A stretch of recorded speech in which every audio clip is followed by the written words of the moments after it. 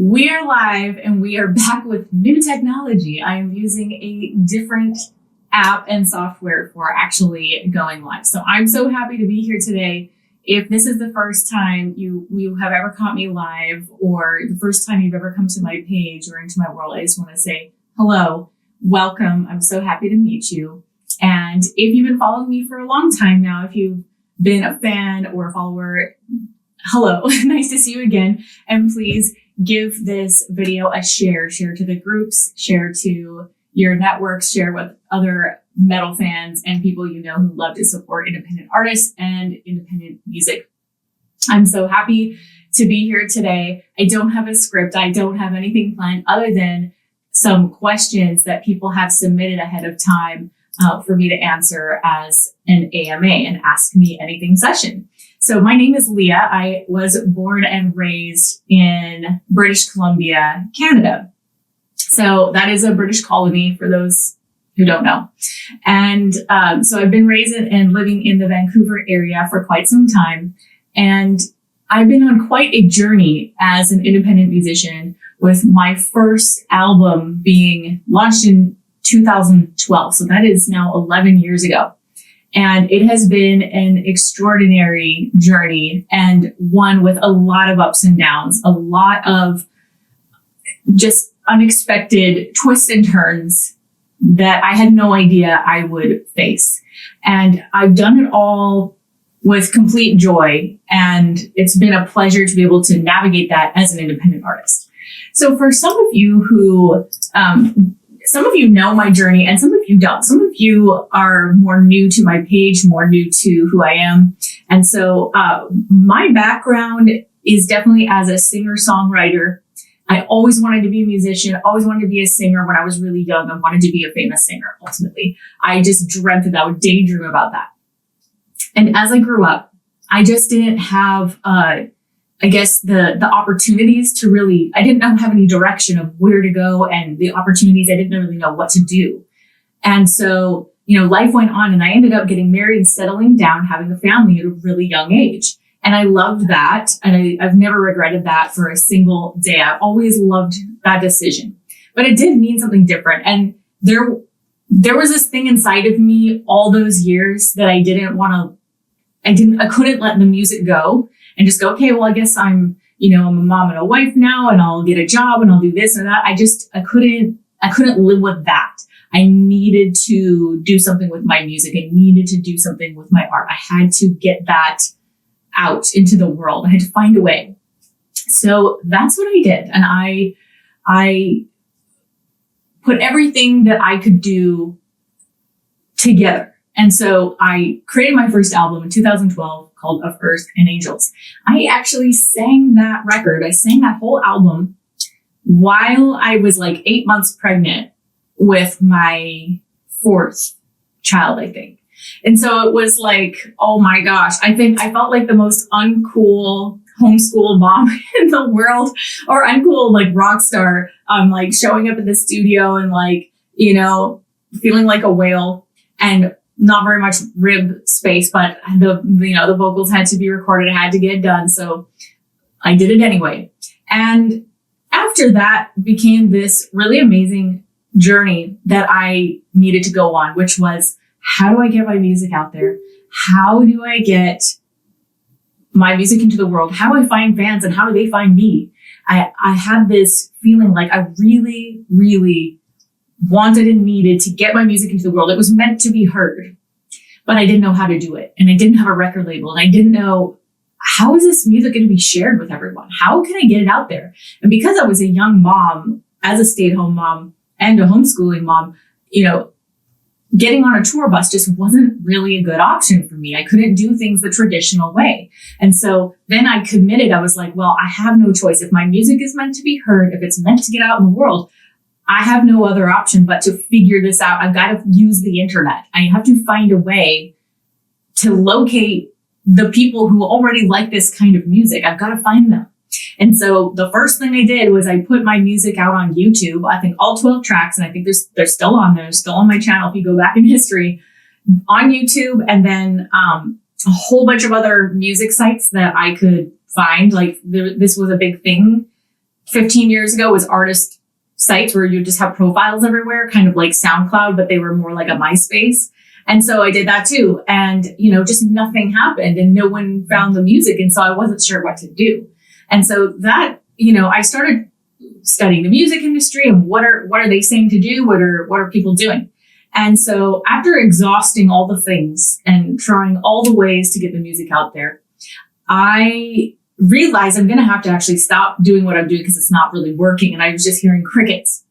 And what I decided to do is just start studying business.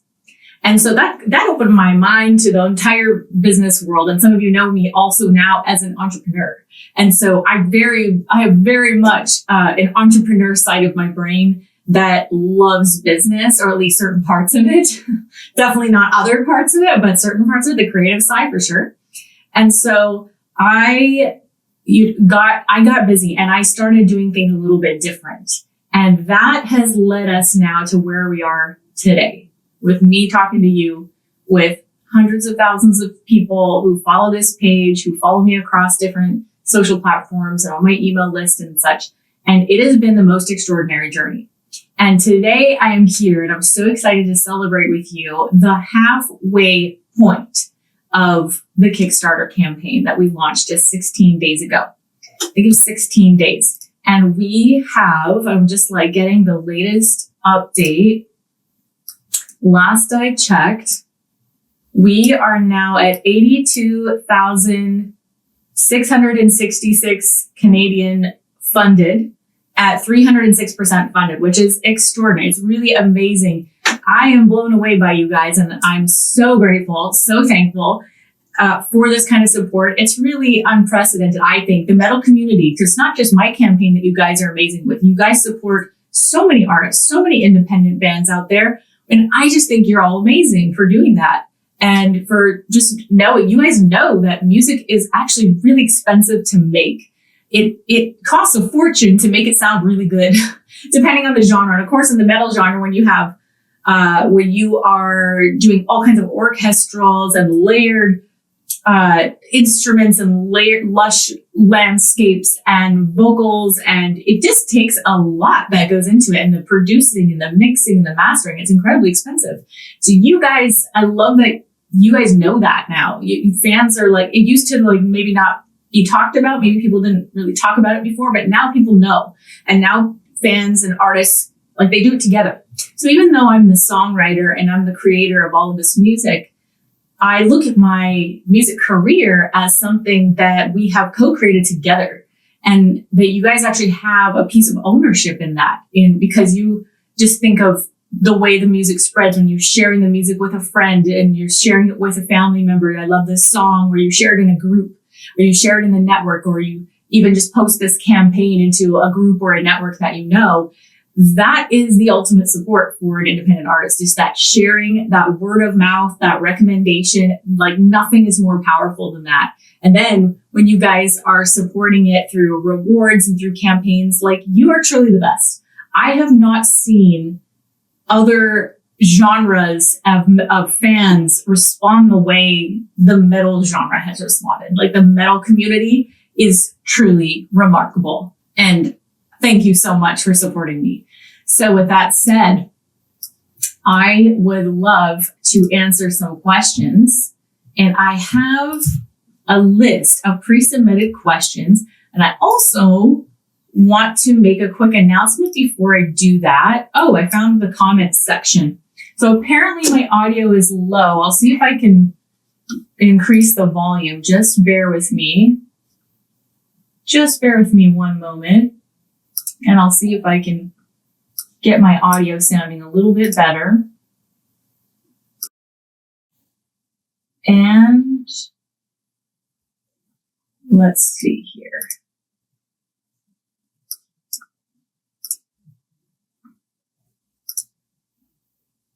Oh, yes. Goodness gracious. Okay. I just realized, because I had to switch the platform, I realized that my audio was completely on the wrong microphone. So this should sound so much better now. All right. So hopefully I wasn't too super quiet. Great. Okay. Yeah, I think we're in business now. So the announcement is that today we just posted some new perks, some new rewards on Kickstarter.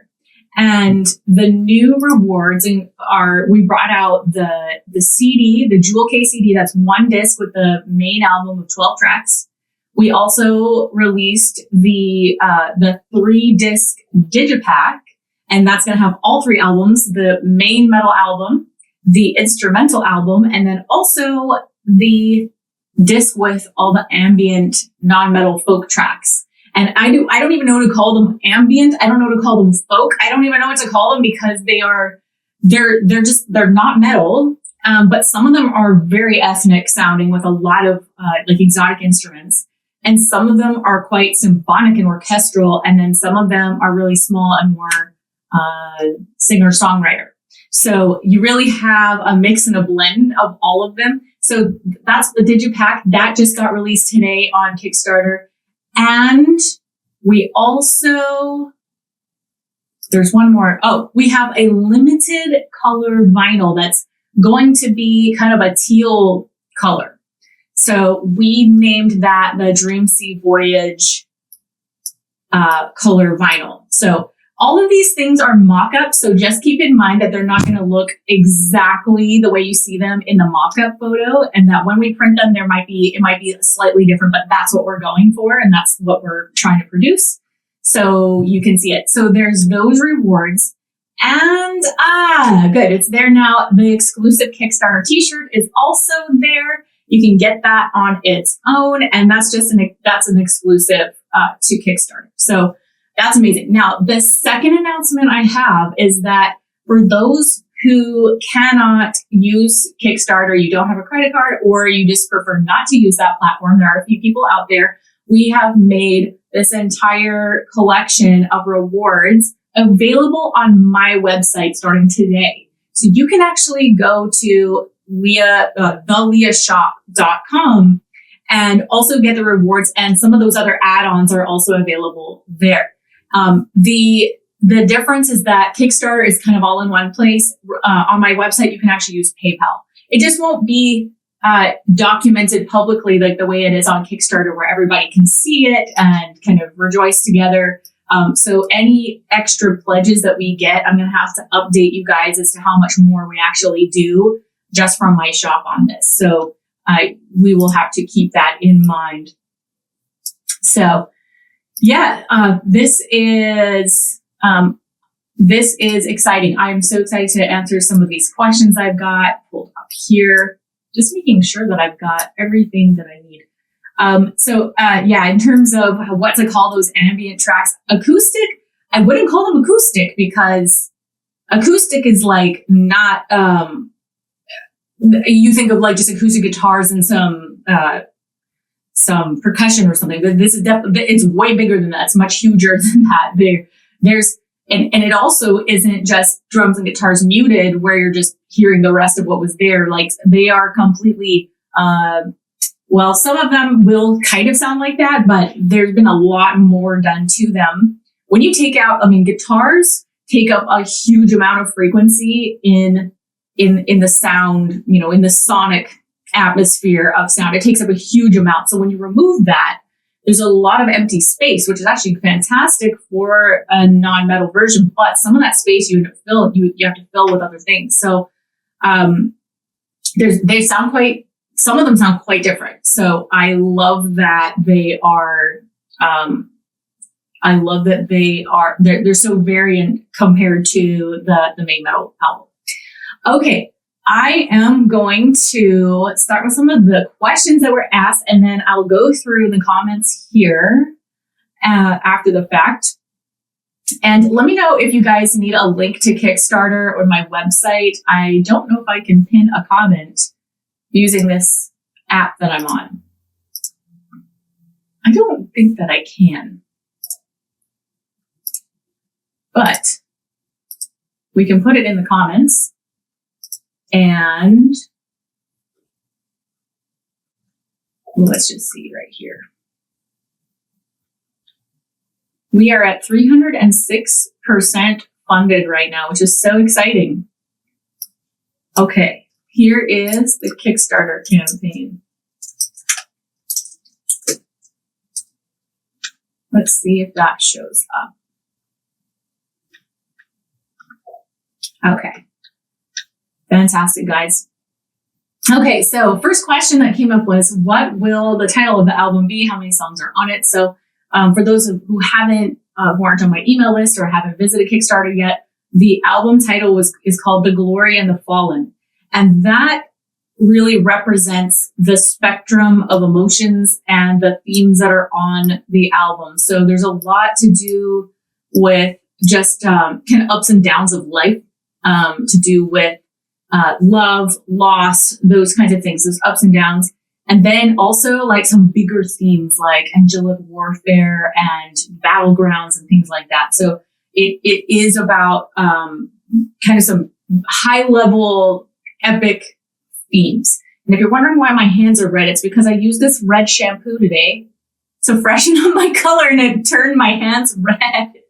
So note to self, I will use gloves next time. Okay.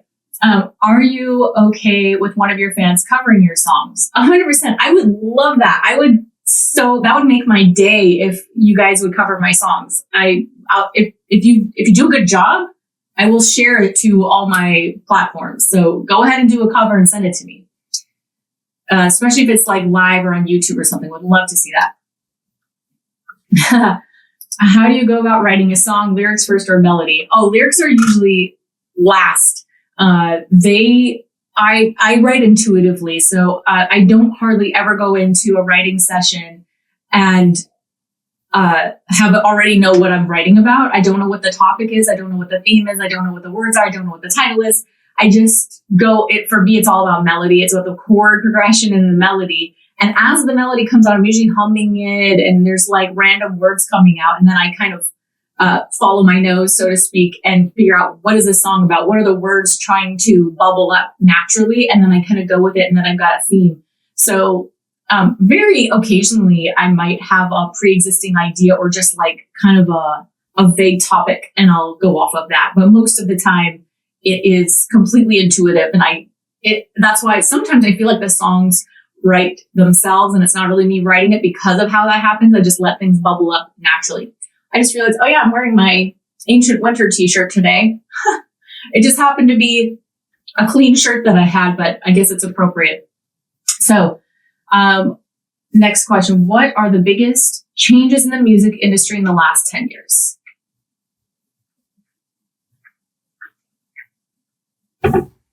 Biggest changes. So in the last 10 years, I think going the independent route was a little bit more, I want to say less popular and less understood by the fans, I think.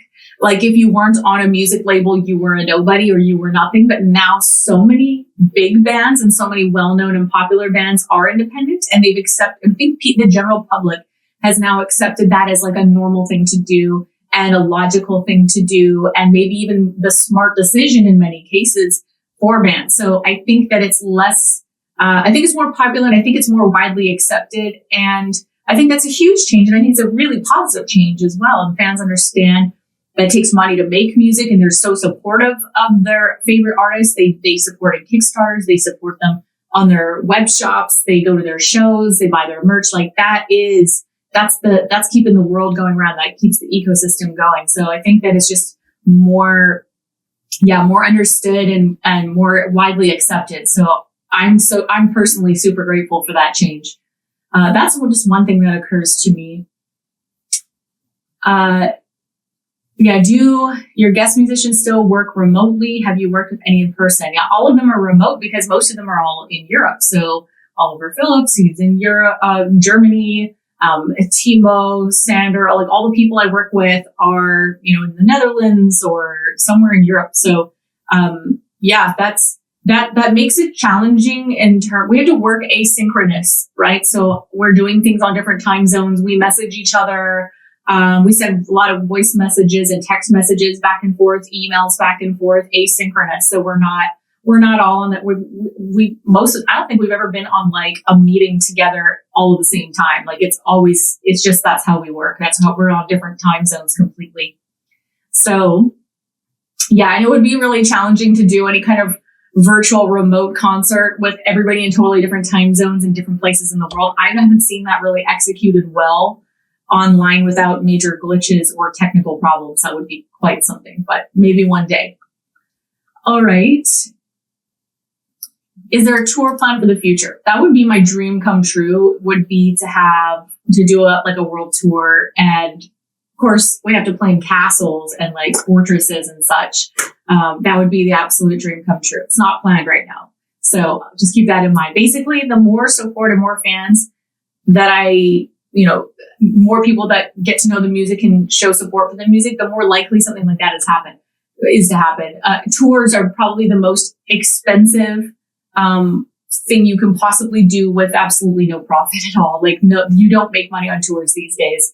A lot of times you end up in the red, you're in the hole because of how expensive it is to tour. So there's just, if you look at, there's so many articles written about it. There's just a lot of news about this. Like, bands are just not making money. A lot of them are cutting shows. They have to cut lights. They have to cut from their shows, and fans get disappointed because they don't have like all the theatrics that they love, but it's so expensive they can't afford to do it. I think Devin Townsend this past year wrote, there was quite an article of him, just giving the details about this, and he had to cut all kinds of things from his shows because it's just not sustainable. He can't make any money. So if you do tour these days, it's for the love of it and to please the fans, which is that's great in and of itself, but it's not a way to make a living right now. So for me, it would have to be very viable. And the way I know it's viable is if the audience is there and if the demand is there. So keep sharing the music, keep supporting through merch and music sales and Kickstarters. And that actually helps tell me that there is demand. So the more that, increases, the more likely that is to happen. Hopefully that made sense. Yes. Okay. Are you on Apple Music? Yes, you can find me on Apple Music. You just have to look up Leah in all caps. There's lots of different Leah artists out there, but you'll recognize it because my cover art is very different from the other ones. So, all right. How is this campaign different from the last two? How are they similar? I think this campaign is different, one, in that I've never used Kickstarter before as a platform. So it was a real learning curve for me. There's definite differences between Kickstarter and Indiegogo. I've also run Ancient Winter campaign on my own website, which was a lot easier in some ways. So just the platform difference was quite different. Also, the whole focus of this campaign so far has been on real collector items, really special things, and less emphasis on just the normal things like CDs and t-shirts. Those things are going to be available later anyway, but we are making them a little bit more available than they were. They were available as an add-on, and now you can just get them as a standalone because we've made so much progress in this campaign, and we can actually do that. So that's just one. And also, I don't know, I think just every album has its own story and it has its own backstory, its own journey. It's just always unique. I'm kind of curious from your perspective what you think is different about it, because I have my own view, but I'm curious to see what your guys' view is, how it's different. Some great questions here. Did your writing style change at all for this release? That's a good question. I wouldn't say that in essence that it did, no. I think that the songs I ended up with going on this album I think people might find some reminiscence or be a little reminiscent of possibly some Kings and Queens and even of Earth and Angels at times, but it's got its own flavor and its own thing. So I'm definitely went out on a limb on a couple of songs that like, for example, there's a couple of songs where there's a little bit more electronic presence than I have had in the past, like ever. And it's not super dominant, but it's in there way more than I've ever had it. And honestly, I wasn't like, oh no, it's so different from what I've done. It was just like, this is what the song needs to be awesome. So we put it in there and kept it in there because it's all about the song. It's all about what makes this the best that it can be. And I try not to worry too much about, is this deviating too much from the past? I try not to worry about that, because then that interferes with the creativity. Any inspiration from world personal events since Ancient Winter? I think so. I mean, how can you not be influenced by the world the last few years? So just a sec here. World and personal events. So actually, here, I will tell you this. There's a couple of songs. Some of you know that my father, who I love so much, passed away last November. There's a couple songs on this album that if you listen to it and you listen to the lyrics, you're gonna think that I wrote it after he died, that it was like about him. But that's actually not what happened. I wrote them months before he died, not knowing. His death was very unexpected. And I wrote them months ahead of time, not knowing he was going to die. And so it's actually quite crazy. And I'm not sure. I don't know if it was like a trepidation or what. I don't know. But it was like, when I listened to the songs, you would think that I knew someone was going to pass away, or that I wrote them after he passed away, but I didn't. I wrote them months ahead of time. So I'll let you, when you listen to the record, you can figure out which songs those are.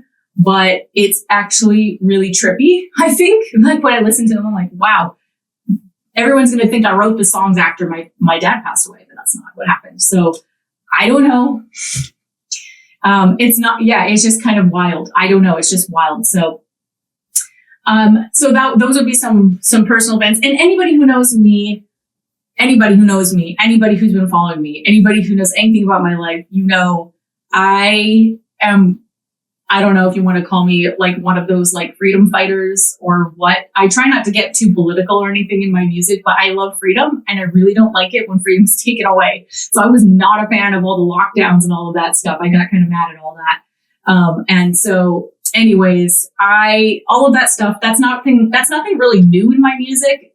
And so this album, that's not like unique to this album. If you listen to any of my old records or listen to my old lyrics, that's always been a theme in my music. So yes, I'm a fan of William Wallace, and just like what he stood for and everything. And I love all the British history too. Like, all the signs are so fascinating.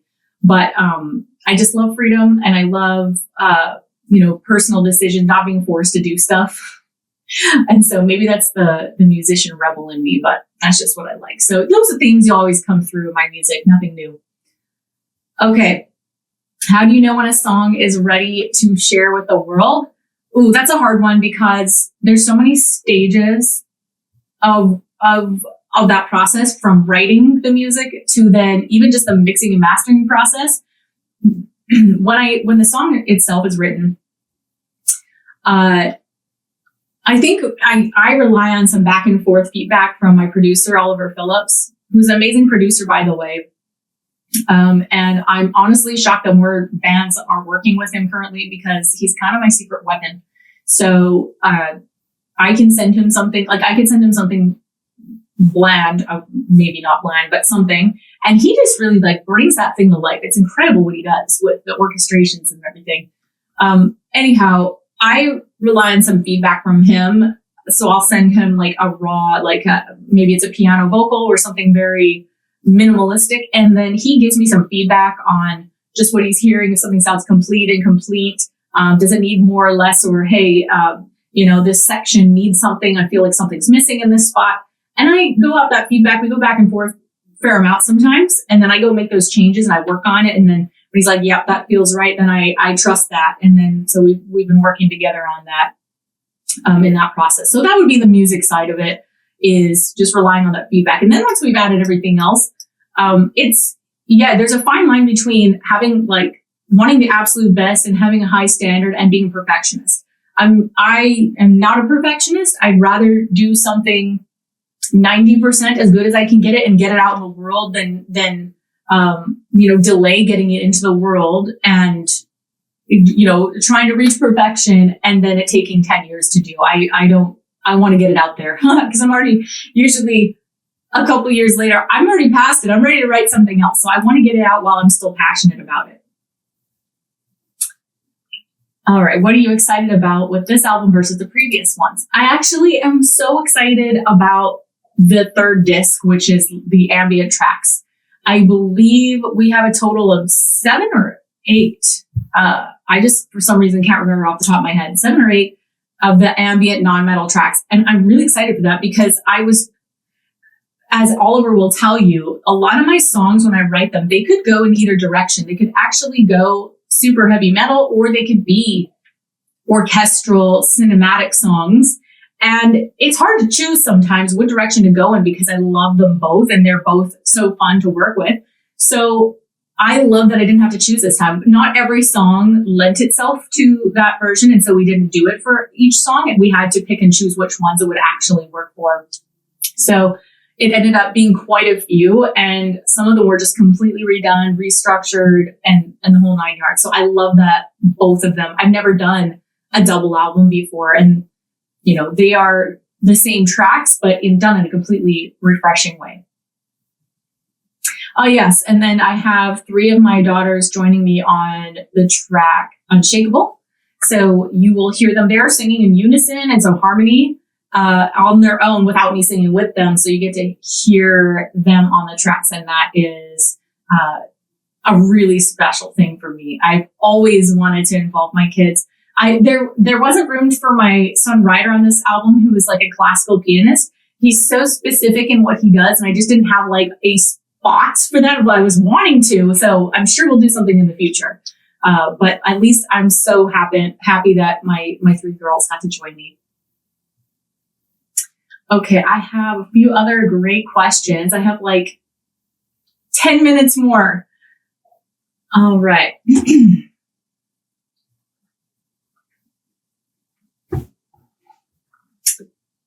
Did you use any of your candles to set the mood for writing lyrics music for the new album? I usually always have a candle burning in my office, except when I'm recording vocals. I don't use our wooden wick ones like this one right here. This is actually one of my... So, there went a lid. This is one of the older ones I called the Enchanted Grove. Which is a Celtic folklore inspired candle. So this one has a wooden wick. This is like a really old one that my kids brought home for me from my warehouse. It was like sitting on a shelf somewhere. So our old glass and everything.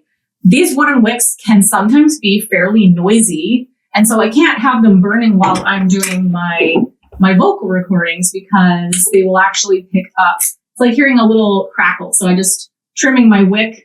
And I actually am going to burn this one. This is probably one of my favorite scents in the whole world, the Enchanted Grove.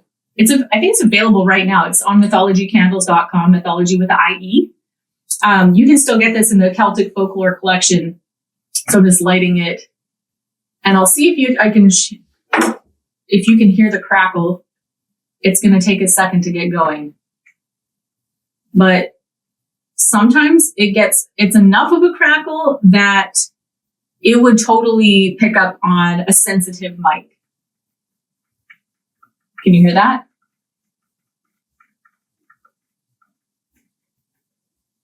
I don't know if you can hear that, but there's a definite crackle. I love that. That is such a happy, beautiful scent. I love it. Very citrus. And it says, the fairies of spring have arrived and the citrus orchard has come alive in full bloom, intoxicating your senses. Notes of sugared oranges, lemons, and limes with a hint of exotic greens. It's so good. Anyway, I often have, I almost never have, I never am in my office without burning a candle or in the studio. So yeah, I wouldn't say that it doesn't like inspire music, but it certainly sets the right mood in the atmosphere. And I will light a different one to set the right mood for sure. Definitely part of what I do.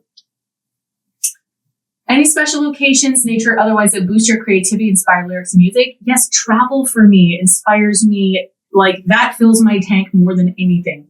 So I went on a quick little trip to England this past spring. So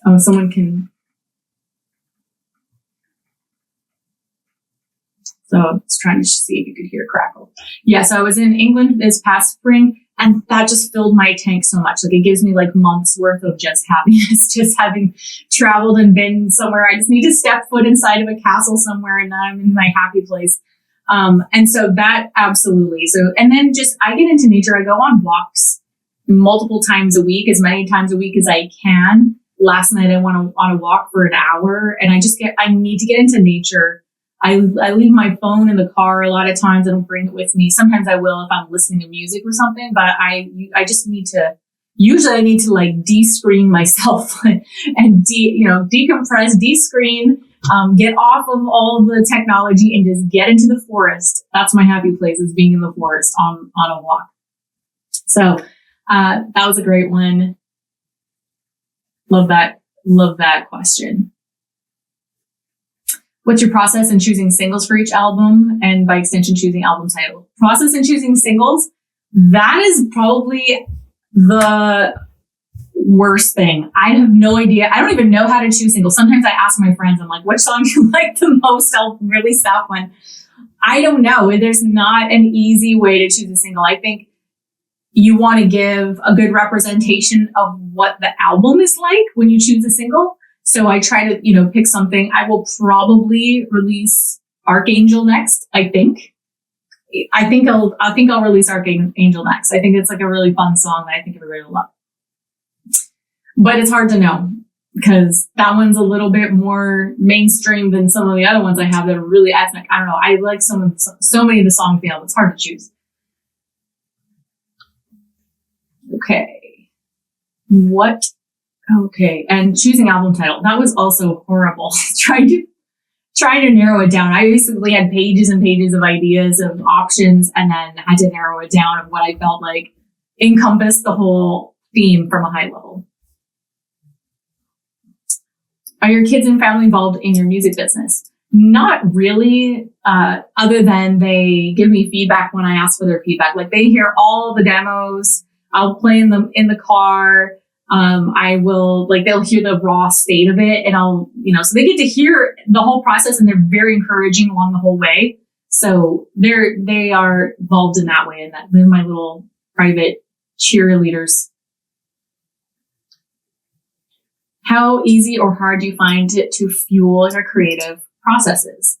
Well, I think it can actually be difficult if I've really been going hard on the business side of things for too long, and if I'm too busy. It's not even so much the business side of things. If I'm just too busy all the time, and I don't have downtime, and I don't have open space, like clear my calendar, like for my brain to just kind of naturally bubble up with ideas, then I find it difficult to get into the songwriting headspace again. So these are all just things I'm learning still about myself and trying to find a way to optimize. And so that's always a learning experience. Okay. Okay, one question. You have worked with a few established artists now, some of which are not strictly metal, such as Troy, Denockley. Mention metal, and some are instantly put off, don't give things a chance. Only by accident may they find themselves pleasantly surprised. Do you think symphonic metal is a term that might not be entirely appropriate? The music could be described as being modern classical, as it tends to be highly descriptive. As such, it fits in with being progressive. What do you think would be a more fitting description? I have a hard time with that myself too, because I think Oliver said to me recently that it is almost technically more prog metal than, but I don't know. Symphonic metal just, I feel, is like a bigger, wider catch-all. So in that way that there's a lot of orchestrals, and I think that's really what defines symphonic metal, is that it's the symphony side of it. It's the orchestral side of it. And a lot of times in symphonic metal, there's a lot of female vocalists. So it's the easiest thing to describe it by, but I don't know if it's the most accurate way to describe it. And I try not to get too caught up in it. And a lot of non-metal fans do like my music. I meet people all the time who are fans of my music that don't normally listen to metal. So they could get put off by that. That's definitely true. It could happen. But I don't know. You can't please everyone. And when you go to upload your music to Spotify and different places, they make you pick something. And so then you have to just like go with the main little umbrellas they give you.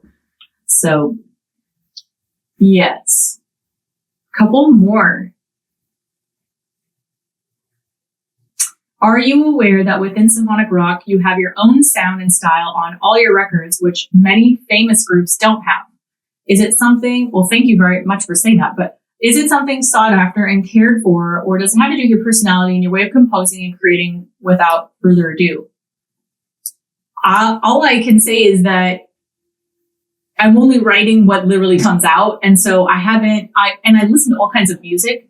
Most of the music I listen to is instrumental, quite frankly. I mean, in reality, because I'm usually working a lot. And so I put on music for ambience, for mood, and I can't have like a lot of singing and stuff when I'm working because it's distracting because my ears want to listen to the words.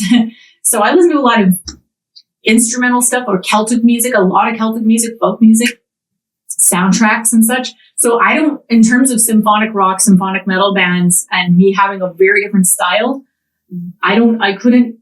it's not really on purpose, but that's cool that you have that opinion that it's really my own style. I don't want to sound like everybody else. I want to sound like me. And if I can set new trends, that's cool too. And I hope that people get inspired and make more music if they're enjoying what I do. Favorite tunes or genres to play on the liver harp? Well, my favorite tunes and genres to play would be completely ad lib because I don't have anything memorized. I do not get to practice very often, but it's like the piano. You can sit down, you know your notes and you know your chords, you can just like play stuff and make it. And the harp sounds so beautiful. You could play it badly and it still sounds gorgeous. So I can sit and I can play chords and I can do stuff like I fiddle. Like I don't read music. I don't even read sheet music. So I'm not, I write all kinds of music, but I'm the kind of musician, and because I'm such a studio musician, I will write a song, record it, and then forget how I played it to begin with. So if I were to play live, I would have to rehearse for probably a year to like really feel confident to play live and that I won't forget everything. So everything's on like short-term memory with me. What have you found that you do or don't do that most releases your inspiration, creative spirit, and flow? I have to think about that one. What do I find that I do or don't do that releases inspiration? I think it's just more going back to what I said before, having lots of downtime and making sure that I get that in my schedule, because sometimes ideas come to me, but they're at the very, very inconvenient times. And then by the time you get to take action on them, the idea is kind of gone. So I have like a voice note recorder on my phone that I have sung into for like years now. It's so horrible. Sometimes I'm half asleep and like idea comes to me. I'm like, I have to record this before it's gone. So I'll record this thing. I mean, someone could probably blackmail me with the horrible recordings that are on there because I'm like, most of the time I'm like humming or half asleep, but I need to remember it. So ideas come to me at very inconvenient times. I hear that that's pretty common with musicians. So you're in the shower or you're something, and you're like, don't want to forget it. And then someone blares loud music and then it's gone now. So, I think having a lot of open space and time and having ability to go and act on the idea while it's still fresh is probably the most important thing I could have available to me. So it's not the easiest thing. What have been your favorite bands or most amazing live show you have attended? Oh, that's a hard one. Favorite bands. I mean, it depends on the era of my life. Every season and era is so different. I mean, right now I'm listening to a lot of music on YouTube, like a lot of ambience videos that are like background music that are just like giving me the right mood, the right atmosphere. I'm all about atmosphere lately. But there's so many amazing metal bands, so many amazing symphonic metal bands. I'm loving the latest Delane album. That's just fantastic. I love I Am Melian. If you didn't listen to that last album, I actually sing on one of the songs. So it's on the song called The Light. So go listen to that. And gosh, there's just so many. That's impossible to choose. But most amazing live show, I haven't been to one in a while. I will say the Trans-Siberian Orchestra is pretty out of this world. It's very, very choreographed, right? Every little detail is choreographed, but they do it so well. And it is quite an amazing show. It's, it's got all the bells and whistles and all the pyro and the machines and the stages. And it's quite spectacular. How did Timo Summers become involved? We started working together on Kings and Queens, and he actually had a huge role to play on Kings and Queens. Helped basically co-arrange the whole entire album and co-produce that thing. So I forget how we originally connected. It must have been through Jan, or Dark Grove Studios. I think I was looking for new players on that album, so I think he connected me. Why haven't you ever played live before? I haven't done a tour because I used to actually perform alive a lot. What's alive? I performed live quite a lot when I was younger. A lot at church, actually. So a lot of church, and I had a couple of bands. Like before age 20, I was in some bands, and I actually loved performance. I love performance. Well, since 2012, when I launched my first album, Of Earth and Angels, I was already a young stay-at-home mom with, I think, 3 or 4 kids at the time. So it just never was practical. And I really made my choice. I made a very, I take my role as a mother extremely seriously. And it not only was it impractical for me to leave my family, where would my kids go? They're young toddlers and my husband works, and it was not a practical decision.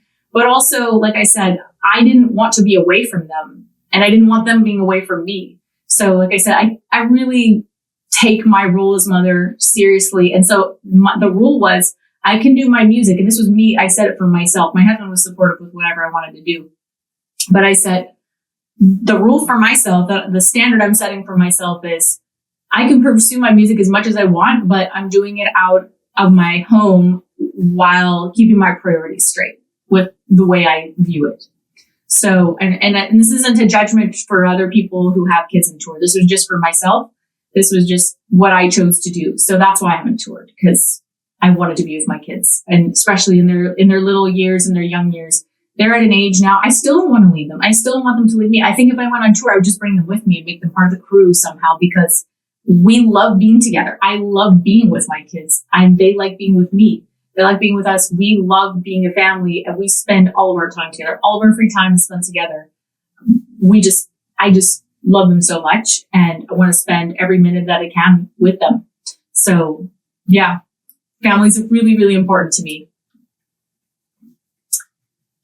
Yeah, well, I've gotten through all of the most incredible questions, you guys. These have been so good. Yes, there is. I know there was probably a few more in the chat that I missed. I'll scroll up and see if I can answer one or two last ones. Ask about your candles. What is your absolute favorite candle that you have made? That's so hard to choose, but I do love the Celtic Folklore collection that is available right now. Actually, if you go to Mythology Candles, let me find the exact link. Because it is so just happy and wonderful. Yes, I think they are still available. Let's see.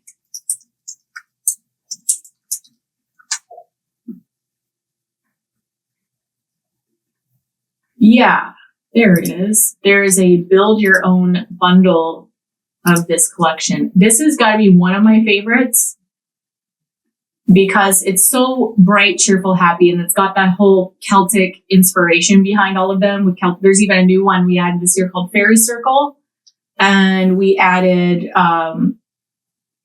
Kelpie's Secret, which I love, and then we also added. There's one more, the Antlered King, which is so good. That one is smells like mighty oak trees towering over the glade, warmed with sun and a whisper of smoky incense. It's really good too. So that is that one. But I couldn't pick. Like I have made hundreds of candles. It's hard for me to choose. I like them all in their own way. It really depends more on the mood that I'm in. kind of like music, right? How can you choose one song? How can you choose one band? It's all about the mood that you're in and what you're in the mood for. Favorite Elder Scrolls race? I mean, I think I'm always just like a Nord, a boring Nord. Yeah, it's so funny. Amazing, guys. Well, this has been such a wonderful time together. I could never have imagined that this journey 11 years ago would lead me to where I am right now, where we've launched multiple crowdfunding campaigns. They've all been successful. And today we're sitting at 306% funded on this latest album launch. We're at 82,632.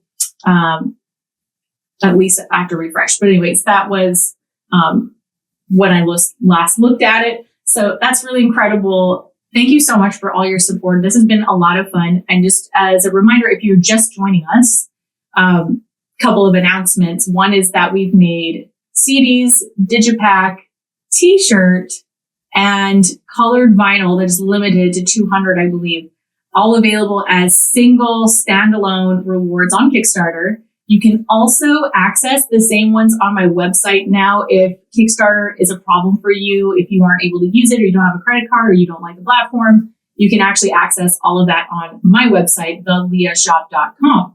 So I'll put that link as well, theleahshop.com. You can also find all those same rewards there. Just keep in mind, this is absolutely a pre-order. So the album is set for tentative release the third week of January. So you'll receive all your rewards really close to around that date. That's what we're aiming to do. So I hope that was helpful for you. And thank you so much. If you could just do one favor for me and just share this video and share the campaign link with just one person or one group or one private message, that would mean the world to me. Like, that is what has made this so successful, is the fact that you guys share this. So appreciate you all so much. It's been so wonderful spending this last hour with you almost. And I'll probably do another live video closer to the end of this campaign, and we'll do another round of this. So think of your next questions and we'll compile those for the next one. Thank you all so much. It means so much. Mwah. And have a wonderful weekend. Bye for now.